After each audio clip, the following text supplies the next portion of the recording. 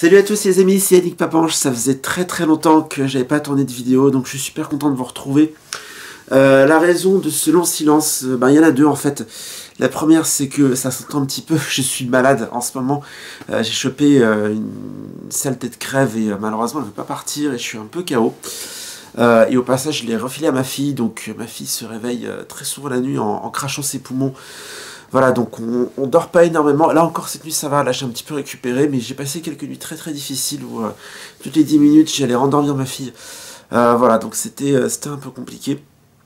La deuxième raison, c'est que je voulais faire évoluer un peu le format des vidéos parce que même si je suis très content des vidéos que j'ai faites jusqu'à présent, j'ai eu des retours très positifs, c'est une super expérience et je pense que ça peut être utile pour certaines personnes qui recherchent des ressources sur le deuil. Malheureusement, ces vidéos ont du mal à décoller, ça fait pas beaucoup de vues. Même quand je poste sur la page Facebook, finalement, quand je poste les vidéos, c'est paradoxalement ce qui fait le moins de réactions sur la page. Voilà, alors qu'au début j'avais créé la page uniquement pour soutenir la chaîne YouTube. Donc voilà, je réfléchissais à une façon de faire évoluer un peu ces vidéos. Et du coup je propose quelque chose d'un peu nouveau, je propose un format plus journal cette fois-ci, c'est-à-dire que je raconte un peu le quotidien d'un papange. Qu'est-ce qui est difficile au quotidien, qu'est-ce que je vis, voilà, qu'est-ce que je traverse, et je parlerai de ma femme aussi. Et si j'arrive à la motiver, peut-être que ma femme interviendra dans une vidéo ou deux. Voilà, elle a rien contre, mais c'est vrai qu'on n'a pas beaucoup de temps déjà, donc pour trouver un moment où on est disponible tous les deux pour tourner une vidéo, c'est toujours un peu compliqué, donc bon, on va voir si on y arrive. Voilà. En tout cas, voilà, on est début décembre, les fêtes de Noël approchent, c'est une période compliquée. Là, dernièrement, ma femme s'est fait tatouer. C'est un peu l'actu du moment. Elle s'est fait tatouer la semaine dernière. Elle a fait un magnifique dessin avec sur le bras, donc sur le bras droit, avec des roses et une tête de léopard. Voilà, donc c'est un dessin absolument magnifique. Elle voulait symboliser sa combativité et mettre un petit symbole pour notre couple. Donc je trouve ça super. Si je vous parle de ça, c'est parce que ça a été une expérience un peu compliquée pour elle, parce que elle a beaucoup discuté avec le tatoueur. Ça a duré 7 heures. Et en discutant avec le tatoueur, ils se sont un petit peu raconté leur vie mutuellement. Donc ils n'ont pas tout à fait le même âge. Notre tatoueur est un peu plus jeune, nous on a la trentaine passée. Et notre tatoueur doit avoir, je crois, 25 ans, quelque chose comme ça. Et voilà, et c'est en discutant avec des gens, entre guillemets, normaux. J'aime pas parler comme ça, mais c'est le seul mot qui m'est venu. Des gens normaux que... On se rend compte à quel point notre quotidien est devenu lourd, à la fois à cause du deuil, parce qu'on est parents aussi d'un enfant vivant, voilà, on a beaucoup de choses à faire, on est très dans les tâches domestiques, s'occuper de la petite, faire du ménage, voilà, on a plus beaucoup de temps pour nous, et finalement, en discutant avec des gens qui ont un quotidien un peu plus léger, des fois on devient jaloux de ce quotidien-là, on a envie de retourner à l'époque de nos 20 ans, à l'époque où nos préoccupations c'était les soirées, c'était les copains, c'était les open bars, c'était les bières, c'était les sorties, c'était les études aussi, parce que c'est quelque chose de relativement léger par rapport au monde du travail. Voilà, donc c'est quelque chose qui nous manque un petit peu. Ça a été l'occasion d'une grande discussion entre ma chérie et moi sur ce qui était devenu notre quotidien. On s'est rendu compte que tous les deux, à un moment donné, on a un petit peu eu des doutes sur notre couple. On s'est posé des questions sur est-ce que l'herbe est pas plus verte ailleurs des fois, parce que c'est vrai que c'est vraiment tentant. Voilà, et donc c'est des questions qu'on se pose. Moi, c'est un sujet de discussion récurrent avec ma psy, d'essayer de savoir si je suis entre guillemets sur la bonne voie. Si j'ai envie de m'investir à fond dans ma relation de couple, ou si j'ai envie d'essayer de t'envoyer valser, de partir sur autre chose. Mais le problème, c'est que le deuil nous rattrape. La grande question, et on en a parlé ouvertement finalement, c'est est-ce qu'on serait capable d'être en couple avec quelqu'un qui n'a pas perdu un enfant? Et ça, c'est une question très compliquée, et je pense que la réponse, pour moi, est non à 80%. C'est-à-dire que je sais bien que si je me retrouvais célibataire, je serais capable de reconstruire quelque chose avec quelqu'un, mais ce serait pas du tout pareil. Et je serais, j'ai envie de dire, à jamais incompris. C'est-à-dire que aujourd'hui, être en couple avec quelqu'un qui n'a pas perdu un enfant et demander à quelqu'un de comprendre ce que c'est cette épreuve, c'est vraiment compliqué. J'ai vraiment beaucoup de mal à me projeter là-dedans. Donc, aujourd'hui, je suis très amoureux de ma femme, elle est très amoureuse de moi, c'est juste que c'est un quotidien toujours compliqué et on se pose des questions par rapport à ce quotidien-là. Mais voilà, en attendant, on continue ensemble, on a envie de se battre ensemble pour que notre couple survive, on a envie de se battre pour notre fille, pour notre fils aussi, parce que Si on se séparait, ce serait encore plus compliqué pour tisser un lien avec notre fils. Donc voilà, on a vraiment envie de continuer ensemble, on a envie de travailler sur notre couple activement. Parce que voilà, on a des soucis, mais il suffit juste pas juste de dire on s'aime et se faire un bisou sur la bouche pour dire voilà, pour que l'amour continue, il faut vraiment travailler activement, il faut chercher de l'aide quand c'est nécessaire. Donc voilà. Bon, voilà, vous en faites pas pour nous, ça va bien malgré tout. Voilà, ça fait beaucoup de bien d'avoir cette discussion-là. J'essaye timidement d'aborder le sujet du couple dans les vidéos parce qu'on me l'a beaucoup demandé. C'est un sujet que j'ai beaucoup de mal à aborder juste parce que je veux préserver l'intimité de ma femme, je veux préserver mon intimité. Et voilà, et c'est dur d'aborder un sujet comme ça alors que c'est encore en pleine discussion avec ma psy, avec ma femme. Voilà, donc c'est compliqué. Mais malgré tout, on avance et on essaie de rester soudés pour cette période difficile. Là, ben, le 14, c'est mon anniversaire.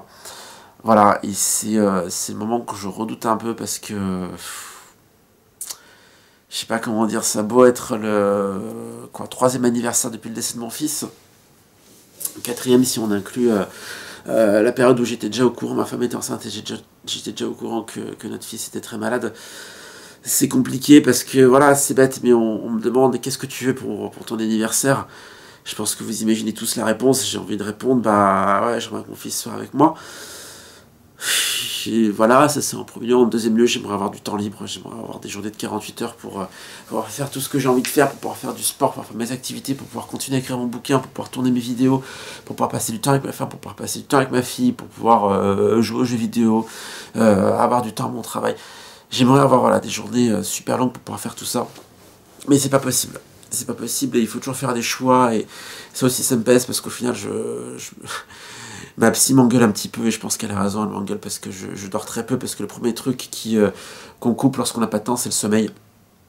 Et pourtant, un de mes objectifs, c'est de pouvoir dormir plus et de pouvoir être un peu reposé pour affronter les journées. Mais voilà, je coupe sur le temps de sommeil pour pouvoir avoir du temps, répondre à mes messages, jouer aux jeux vidéo, tout ça. Enfin, je veux pas culpabiliser les gens qui m'envoient des messages, je suis super content de recevoir plein de messages et je suis super content de pouvoir répondre à tout le monde. Voilà, j'essaie vraiment d'investir là-dedans parce que c'est important et parce que je veux être présent pour les parents qui ont besoin d'aide. Et ça me fait plaisir qu'il y ait des parents qui comptent sur moi pour les aider un peu. Donc j'essaie vraiment d'être présent et voilà, c'est important pour moi. Donc voilà, ne culpabilisez pas si vous m'envoyez des messages. Mais voilà, c'est au final pour vous expliquer le quotidien que j'affronte, c'est qu'au milieu de tout ça, entre le deuil et la fatigue, c'est compliqué de s'en sortir. Et les périodes de Noël, je réfléchissais dans ma tête, j'ai pas eu un Noël normal depuis 2012, je crois. 2013, on venait de se marier, donc on a passé Noël aux Canaries, et c'était marrant parce qu'on a cette image le 25 décembre sur la plage d'un mec avec un bonnet de Noël et en maillot de bain. Il faisait super beau, c'était génial, c'était Noël complètement féerique de notre voyage de noces. Voilà, on a passé 15 jours sur... quelle île c'était? C'était aux Canaries. C'était à Tenerife, je me trompe pas. Oui, c'était Tenerife. Voilà, c'était absolument merveilleux. 2014, ma femme était enceinte de Gabriel, donc notre fils, et on savait qu'il allait pas bien du tout et que ça allait être très très compliqué pour lui. Et on se préparait psychologiquement à l'accouchement, puisque ma femme a accouché en janvier 2015.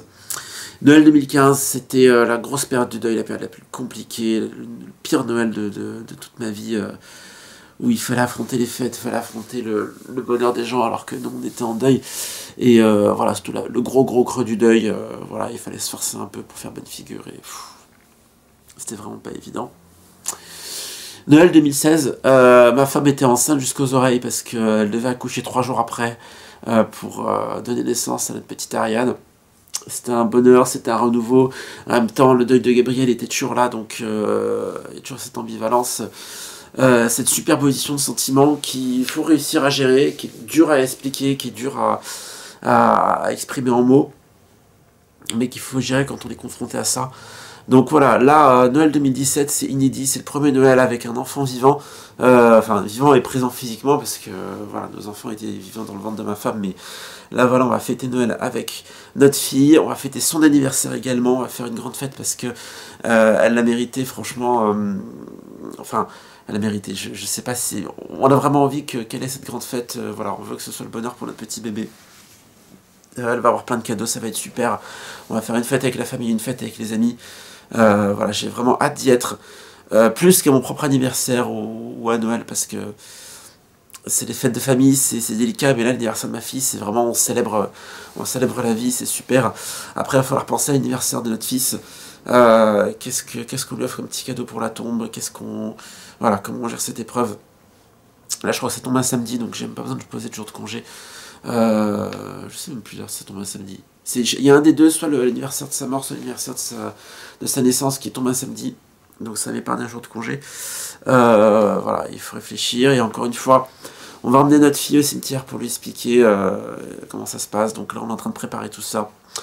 Là, on prépare les cadeaux de Noël. Moi, j'ai pas fini mes cadeaux de Noël. Ma femme, elle a pu avancer pas mal. Voilà.